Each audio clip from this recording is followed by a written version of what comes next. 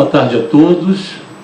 Eu gostaria de agradecer aos organizadores do evento pelo convite para podermos estar aqui nessa tarde, construindo coletivamente um conhecimento.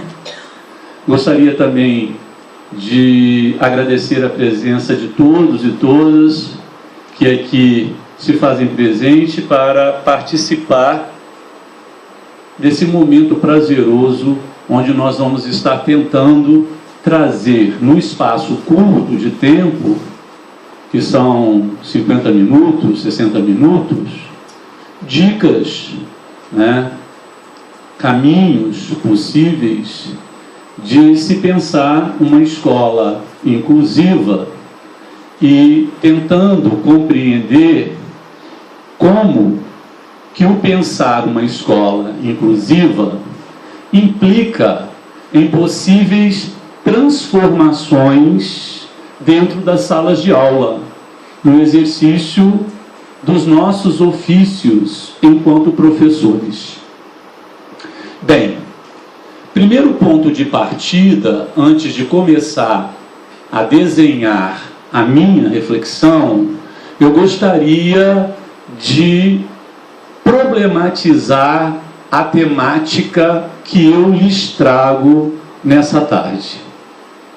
Logo em seguida, eu vou então proposicionar uma reflexão do que eu acredito como uma criação possível de uma escola inclusiva, viável, possível de se conceber, de se construir.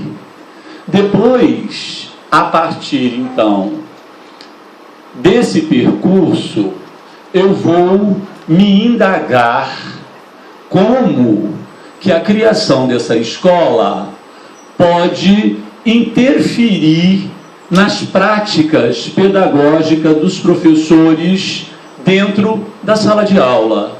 E aí, então, vou estar trazendo possibilidades de serem pensadas diferentes aprendizagens ou propostas de aprendizagens no âmbito da diversidade, da pluralidade que nós encontramos dentro das salas de aula das escolas básicas. E aí, então, assentarei toda a minha discussão em 7 grandes momentos, onde, no primeiro momento, eu vou estar propondo uma aprendizagem sobre as diferenças raciais. No segundo momento, eu vou estar propondo uma discussão sobre as diferenças culturais.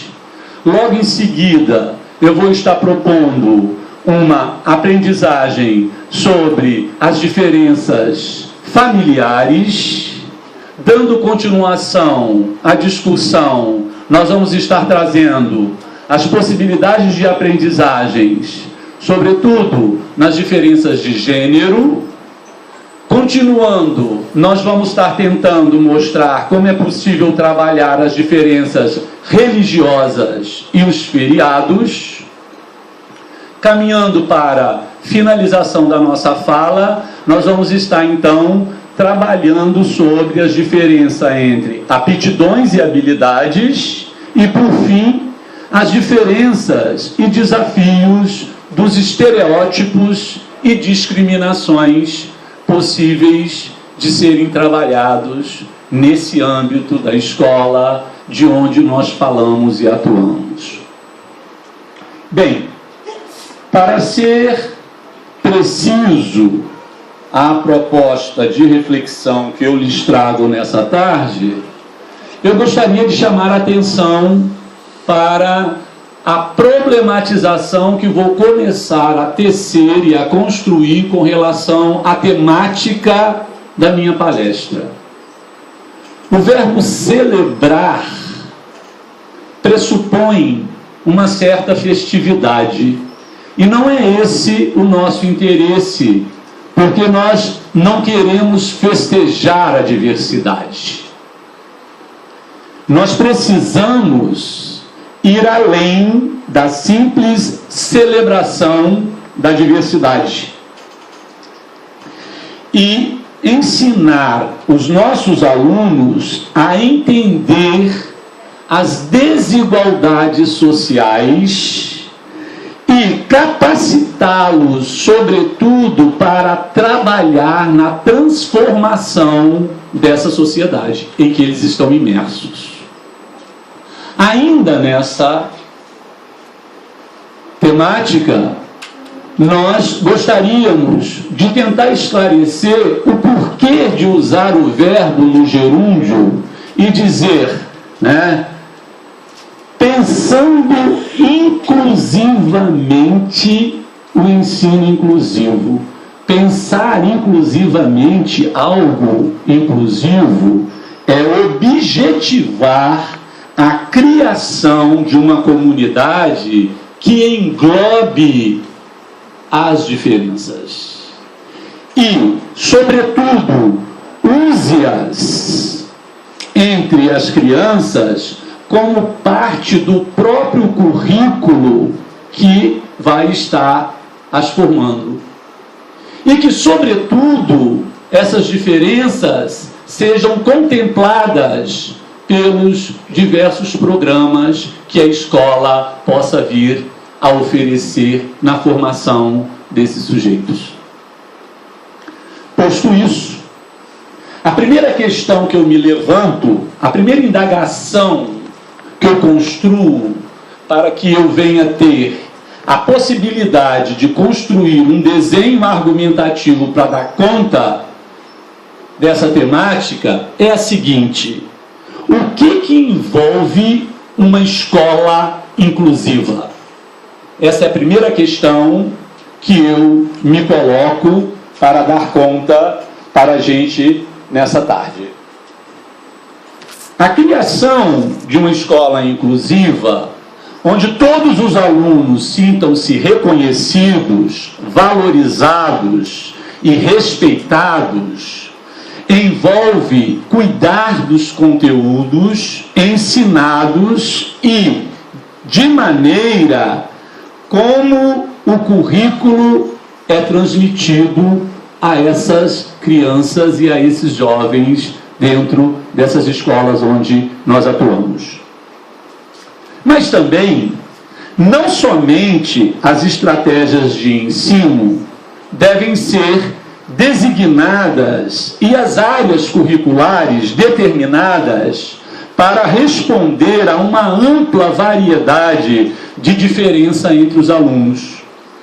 Mas o próprio currículo deve destinar-se às muitas maneiras em que os nossos alunos, dentro desses espaços em que nós atuamos, se diferenciam.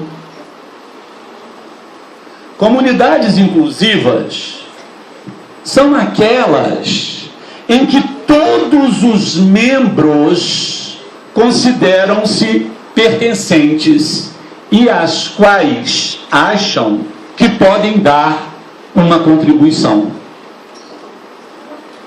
Os alunos não podem constituir uma comunidade, não podem ficar à vontade se acharem que o preço a pagar é a indiferença às suas próprias diferenças e às de seus colegas.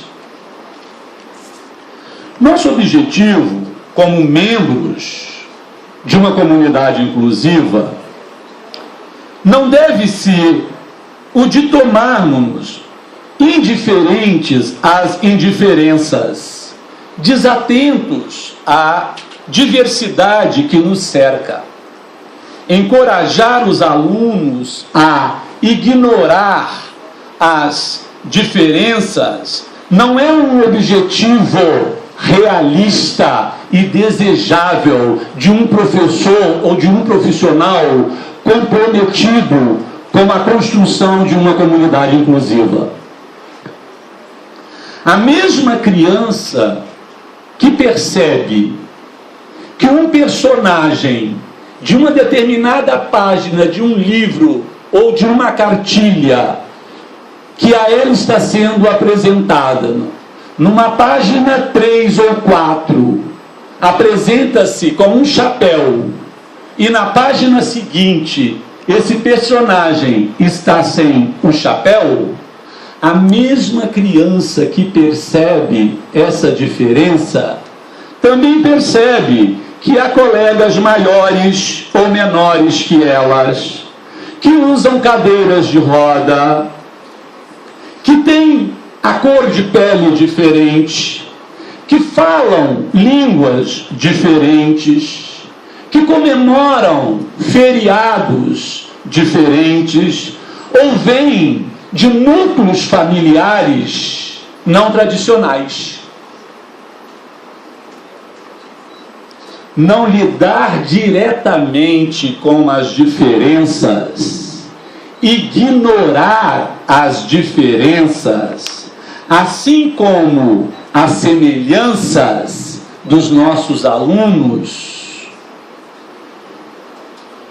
transmite às crianças a mensagem de que as diferenças são algo que não pode ou não deve ser comentado. Se os professores não se referem às diferenças, às discussões das crianças sobre como elas diferem, ocorre em segredo e transformam-se em ocasiões para cochichos e risadinhas, para exclusão e para isolamento. Nosso objetivo como educadores deve ser o de explorar honestamente as diferenças, dando oportunidade aos alunos de experimentar e compreender a diversidade dentro de uma comunidade segura e protetora. Posto isto, eu me pergunto, como pensar a partir dessas reflexões iniciais, inclusivamente o ensino inclusivo?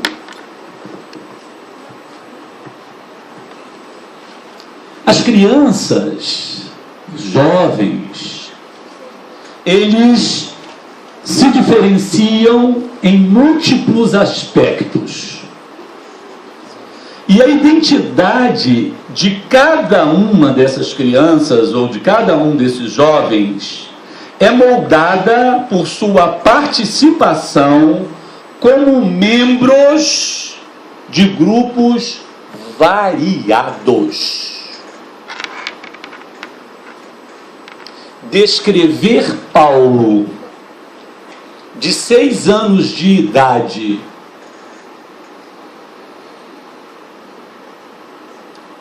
apenas como uma criança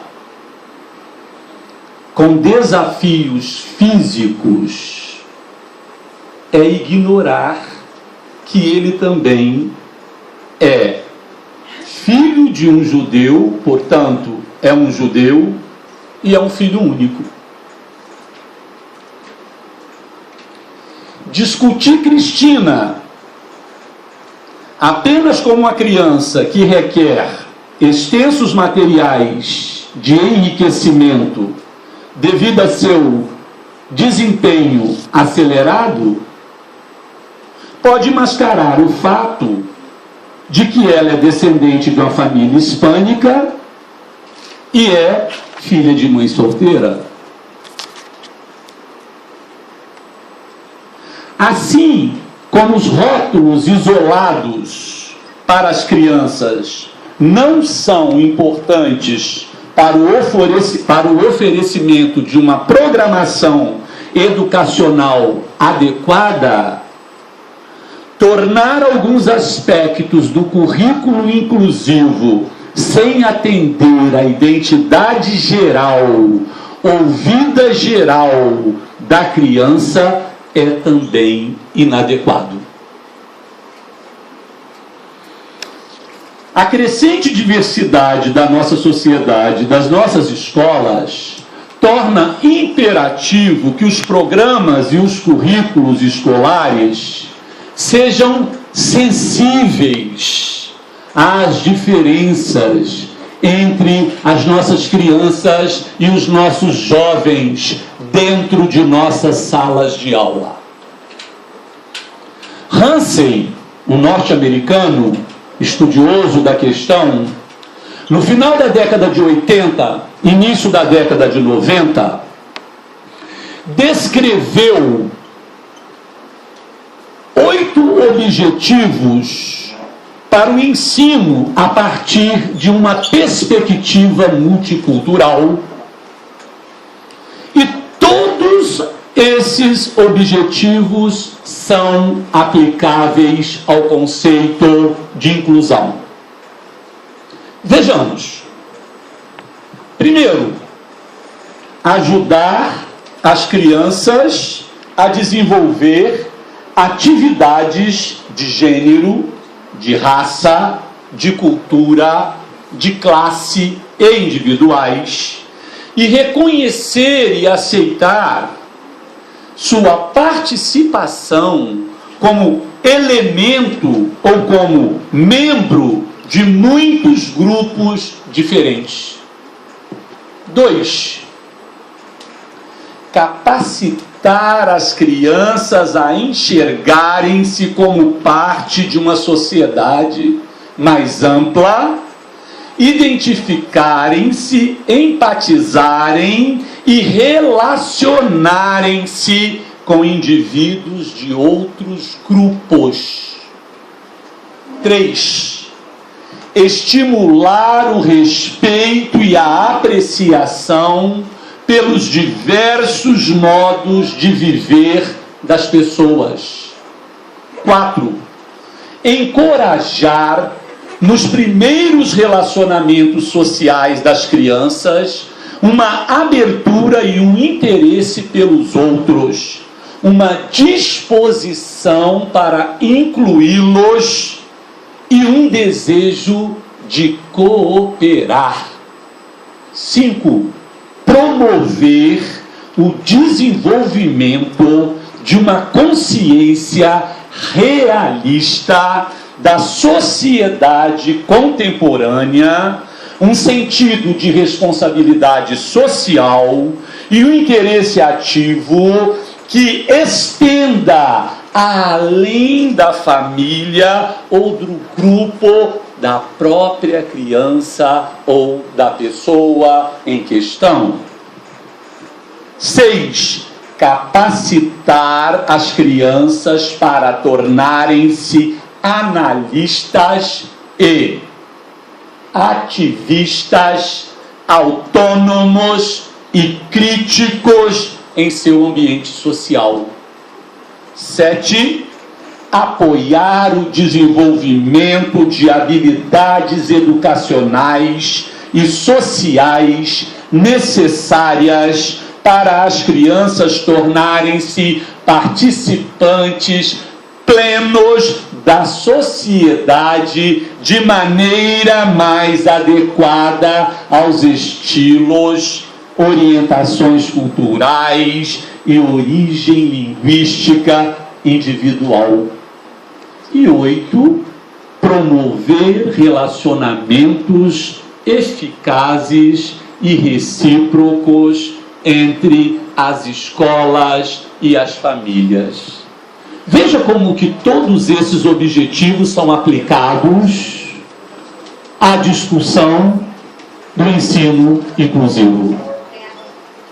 Entretanto, seria muito ingênuo de minha parte não problematizar essas proposições desses grandes autores norte-americanos que eu pude construir essa interlocução com eles para trazer nessa tarde a todos os senhores e senhoras. Como Como declaram Slater e Grant, no final da década de 90, a educação multicultural pode não ser adequada para criar uma sociedade justa, a menos que trate diretamente de questões estruturais de desigualdade social, de poder e de opressão. Esses autores, eles argumentaram que precisamos ir além da celebração da diversidade e ensinar aos alunos a entender as desigualdades sociais e ativa e politicamente tornarem-se agentes sociais críticos e reflexivos, objetivando mudar, transformar essa sociedade em que estão imersos. Pensar inclusivamente sobre o ensino inclusivo é objetivar a criação de uma comunidade que englobe as diferenças, mas não só as englobe, como também as use entre as crianças como parte do currículo. Contagie as escolas nos seus programas e nas suas propostas de trabalho, juntamente com essas crianças, com os profissionais que nessas escolas atuam no cotidiano escolar. Avançando mais, então, na nossa reflexão, e frente a esses primeiros aspectos abordados e delineados, pergunto-me: como é possível transformar as nossas salas de aula aprendendo com todas as diferenças existenciais dentro das escolas onde trabalhamos? Aí eu preparo exatamente o gancho necessário para assentar-me nos 7 aspectos que eu vou ponderar a minha reflexão daqui para frente, mostrando como é possível contemplar essas diferenças e trazendo possíveis dicas, sinalizando possíveis atuações que podemos discutir, proposicionar com práticas propositivas no cotidiano da escola. Não esquecendo que eu só tenho 1 hora para falar para vocês, portanto não vou poder me aprofundar em cada questão, mas depois, num debate ou em outras ocasiões, poderemos discutir com mais propriedade essas questões.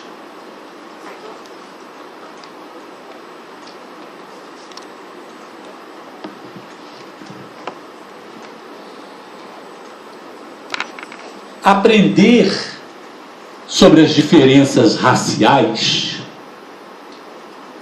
não pode ser uma atividade separada do currículo.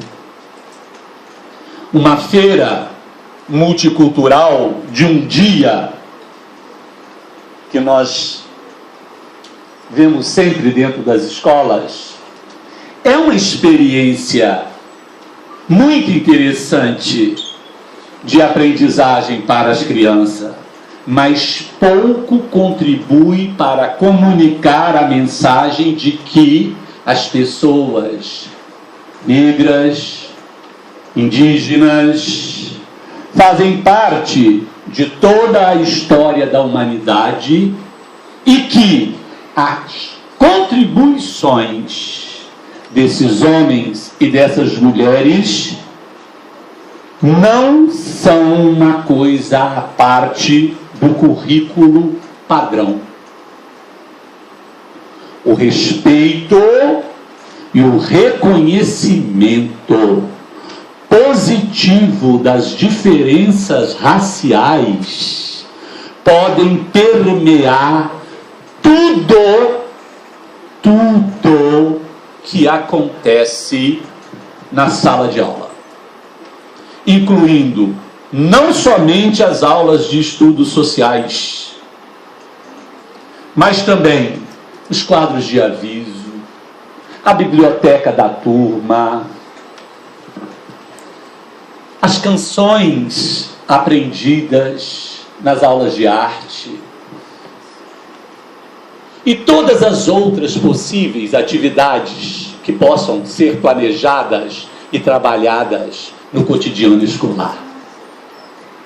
Há muitos recursos excelentes disponíveis para ajudar os professores a refletir sobre a inclusão de diferenças raciais em tudo o que ensinam, incluindo diretrizes curriculares sobre educação multicultural, fontes para livros infantis sobre crianças negras, indígenas, e currículos para ensinar sobre as diferenças.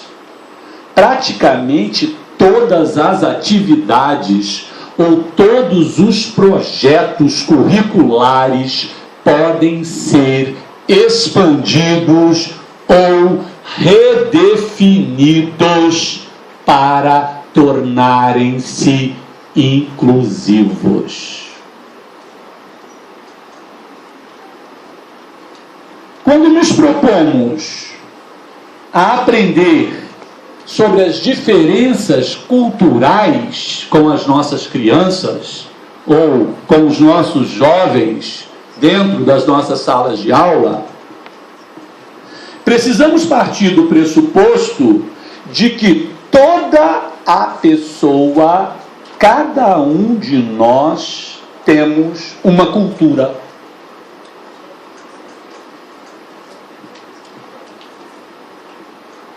Temos uma origem, temos uma história e costumes que informam a vida de cada um de nós. Embora possa ser tentador acreditar que apenas os grupos minoritários visíveis têm uma cultura, isso não é verdade. Mesmo dentro de uma sala de aula que permanece homogênea, há muitas diferenças nas origens culturais.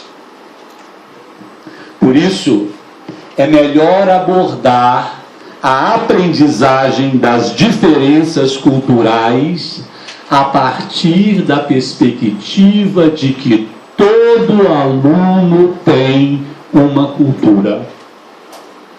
Todas as culturas são importantes e merecem o nosso respeito. E que essa diversidade enriquece a nossa sala de aula, a nossa escola, os nossos espaços educativos. Whaley e Swerner, em 1990, no início da década de 90, eles explicaram que a educação multicultural não é um currículo. Ela é uma perspectiva e um compromisso com a equidade, com a sensibilidade e, sobretudo, com a capacitação. Uma maneira particularmente útil de começar a falar sobre origens e culturas numa sala de aula com os nossos alunos é através dos nomes das próprias crianças. Quando as crianças são solicitadas a contar a origem de seus nomes completos, emergem muitos detalhes interessantes de origem cultural e histórica. Rebeca teve esse nome em homenagem à sua bisavó, Rívika, que era uma judia, que veio da Rússia para o Brasil na virada do século. Percebe como que essa sentença traz uma riqueza tamanha para ser desenvolvido o trabalho com os nossos alunos? Vejamos, só dessa sentença eu me questiono. Por que a avó de Rebeca veio para o Brasil?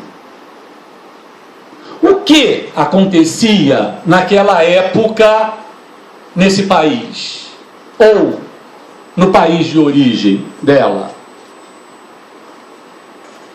Que tipo de nome é Rebeca?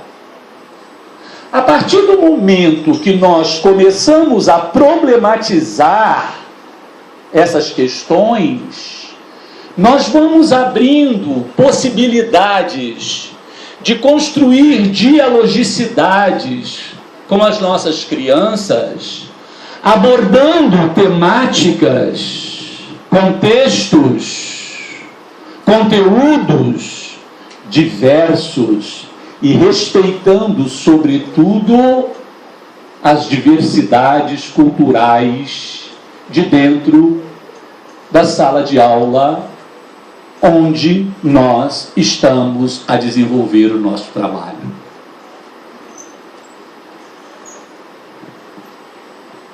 Um exercício como esse deixa claro que as crianças têm uma cultura e uma origem singular e permite que as crianças e o adulto tenham orgulho de sua própria herança e enxerguem as suas similaridades e as suas origens. As diferenças de linguagem apresentam outra maneira excelente de aprendizagem sobre a diversidade. Por exemplo, algumas crianças de uma determinada sala que nós vamos estar atuando falam espanhol. Carlos, nessa mesma sala, tem paralisia cerebral e precisa que eu, enquanto professor, chegue bem próximo dele para entender o que ele está a me dizer ou falar. Duas crianças dessa mesma sala estudam hebraico depois do horário normal da escola. Outra criança fala japonês em sua casa com seus pais asiáticos. O que todas essas crianças têm em comum é a necessidade de comunicarem-se, de serem entendidas e de conectarem-se umas com as outras. Todas as crianças podem aprender os rudimentos da linguagem dos sinais. Podem aprender o alfabeto Braille. E podem aprender a dizer frases importantes em outros idiomas. O professor, ele pode enfatizar o valor desses repertórios múltiplos, fazendo alguns sinais na e da sala de aula em outros idiomas, contando histórias em linguagem dos sinais, ou convidando um pai ou mãe de origem asiática para ir até a classe e contar para os alunos, em seu próprio idioma, uma história. A mensagem é importante. Há muitas maneiras de comunicarmos-nos. E podemos aprender como falar um com o outro, se realmente quisermos fazê-lo.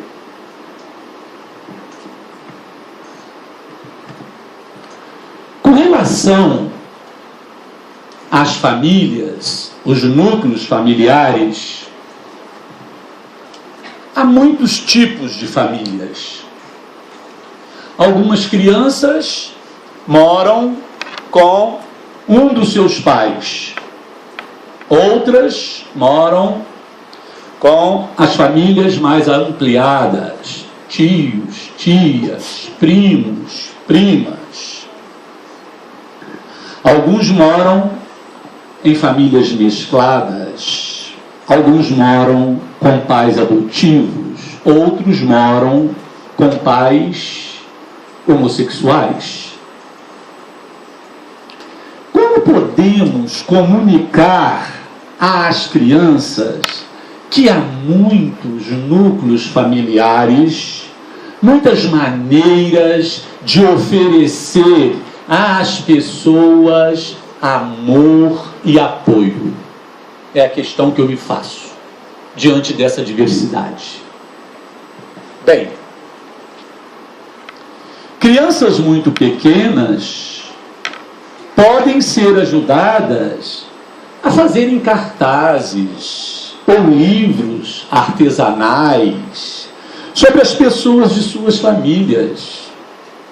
Uma reação do professor à diversidade pode proporcionar um modelo de aceitação de vários arranjos de núcleos familiares.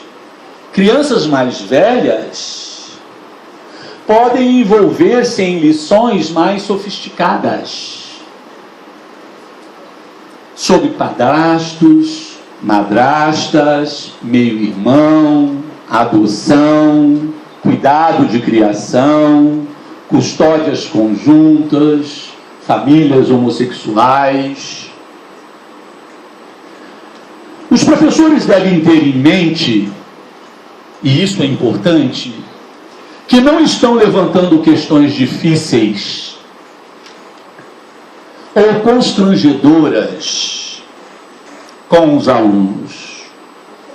Eles estão, na realidade, reconhecendo e validando as situações que os alunos já vivenciam.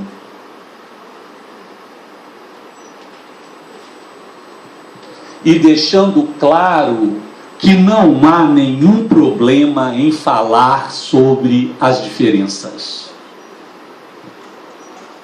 No tocante ao gênero, como acontece com outras formas de diferenciação, o nosso propósito nessa área deve ser o de propiciar às crianças e os jovens o reconhecimento e a aceitação das diferenças de sexo e, ao mesmo tempo, não limitá-las a essas características. Aqui, nesse momento da minha fala, dois objetivos se tornam sine qua non para uma apropriação adequada das discussões que permeiam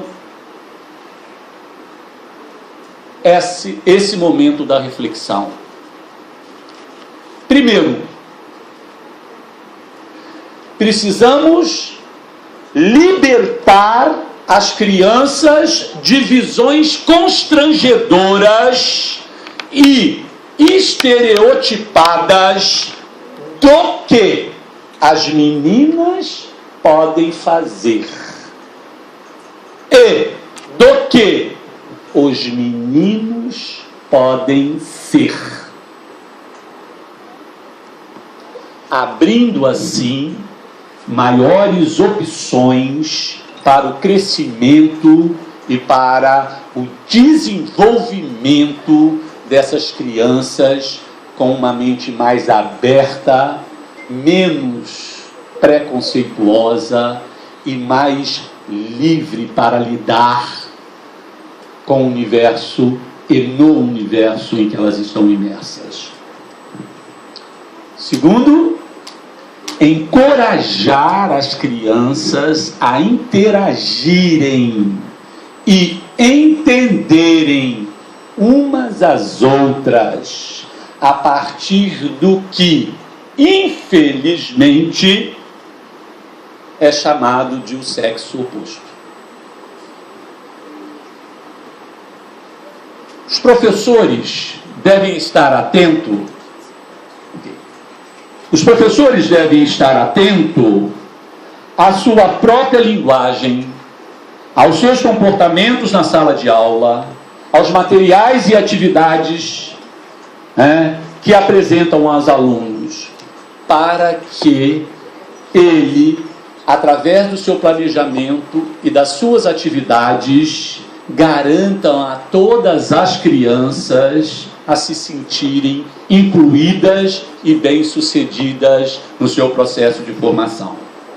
Com relação às diferenças religiosas e aos feriados, no tocante às diferenças religiosas, é até estranho falar, porque a Constituição brasileira diz ser o Brasil um país laico. Mas o que a gente enxerga dentro das escolas são outras coisas completamente diferentes disso. Muitos professores organizam suas salas de aulas e atividades de um dia santo para o outro. Então, abril, Paixão de Cristo. Junho, Corpus Christi. Dezembro, Natal. É lógico que essas temáticas, esses feriados, eles possibilitam o professor a organizar o currículo de uma maneira muito mais tranquila, tendo em vista que muitos desses símbolos são conhecedores da maioria das crianças. Eles promovem maneira excelente de programar as áreas disciplinares em torno de temas. Os símbolos, por ser conhecidos, permitem a eles uma facilidade maior para organizar as suas atividades, como as festas, as peças, os cânticos e os projetos comunitários. Representam realmente uma agradável fonte de oportunidade de desenvolvimento social e afetivo, como já afirmara na década de 90 Seipan e Chevan e King e Hanyan, quando trouxeram essas questões e problematizaram essas questões dentro de uma concepção de ensino inclusivo. Entretanto, as crianças testemunhas de Jeová podem não comemorar um dia santo, ou o período de Natal pode ser difícil para as crianças as famílias não comemoram. Assim, como acontece com outras áreas, é importante que os professores evitem a linguagem de nós e eles. Enquanto nós estamos festejando o Natal, Júlia e sua família estão tendo o deles. Isso precisa ser evitado. A mensagem não deve ser essa a de que a maioria de nós é igual, enquanto alguns de nós são diferentes, mas que todos nós temos origens e características singulares e que precisam ser respeitadas. Em se tratando de aprendizagem sobre diferenças entre aptidões e habilidades, embora algumas diferenças sejam aparentemente observadas em uma sala de aula inclusiva, por exemplo, Júlia tem deficiência auditiva e usa um aparelho nos ouvidos. Ana termina sua lição de matemática primeiro do que todo mundo. Carlos não consegue andar e usa cadeiras de roda. A realidade é que todas as crianças têm potencialidades e debilidades, áreas de competências e áreas em que precisam de ajuda. Para contradizer e desafiar algumas hierarquias típicas que se estabelecem nas salas de aula, partindo do desempenho das crianças numa determinada área, como somos mestres para fazer o tempo inteiro o melhor do grupo de leitura, aquele que corre mais rápido, o melhor nisso ou naquilo, quando na realidade deveríamos estar trabalhando todo o nosso grupo de alunos para serem bons no que fazem. Nesse sentido, eu chamo a atenção dos professores para promover debates sobre o tema ajudar. E eles podem fazer isso de forma que os alunos possam entender o que é oferecer e receber ajuda. Então, até para oferecer ajuda, nós temos que saber como oferecer a ajuda ao outro. Ao invés, então, de deixa que eu faço isso porque você está muito lento, eu posso me dirigir oferecendo ajuda de outra forma. Posso fazer isso por você? Podemos construir isso de uma forma juntos?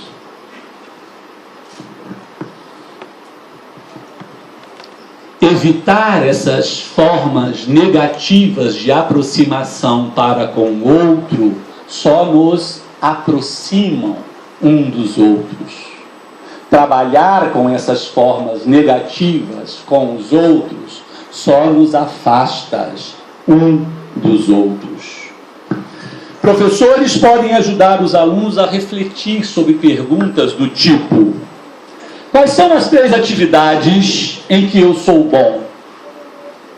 Quais são as 3 atividades em que eu mais preciso de ajuda? De que maneira posso proporcionar ajuda às pessoas? Em que atividade preciso de ajuda e que tipo de ajuda eu preciso? São questões que os professores podem trabalhar tranquilamente dentro das salas de aula. Essas questões vão gerar respostas de tal forma que os alunos e os professores podem ver que todos têm aptidões e habilidades e que todos precisam de ajuda em algumas áreas. As salas de aula podem tornar-se comunidades de apoio mútuo se os professores promoverem o respeito pela diferença e proporcionarem oportunidades diversificadas para os alunos enxergarem uns aos outros de muitas maneiras. Veja o exemplo que vocês vivenciaram nessa manhã dentro desse auditório. Um exemplo típico. Nesse sentido, no aprender a desafiar os estereótipos e discriminação, já estou encaminhando-me para o final, para a conclusão da minha fala, não podemos perder de vista que para criarmos e mantermos escolas e comunidades realmente inclusivas, as crianças e os professores devem enxergar-se como agentes ativos de mudança, portanto, políticos, porque toda forma de organização é política, conceito gramsciano de política. Nesse sentido, dependendo da idade dos alunos, diferentes níveis de ação e reação social são adequados, mas até mesmo as crianças pequenas podem reconhecer e reagir aos estereótipos e aos preconceitos. Vejamos. Uma professora das primeiras séries iniciais do ensino fundamental pode trabalhar com os seus alunos explicando a diferença entre não gostar e preconceito. Mas ela não pode permitir as crianças não gostarem sem terem, vivido as experiências para depois então dizer que não estão a gostar. Por exemplo, comi brócolis por diversas vezes e detesto brócolis. Ou então, por diversas vezes vi Guilherme batendo nas crianças na hora do recreio. Eu não quero brincar com Guilherme. Ou seja, a criança não está discriminando. A criança, a partir de uma experiência vivenciada negativa, ela sabe o que lhe convém.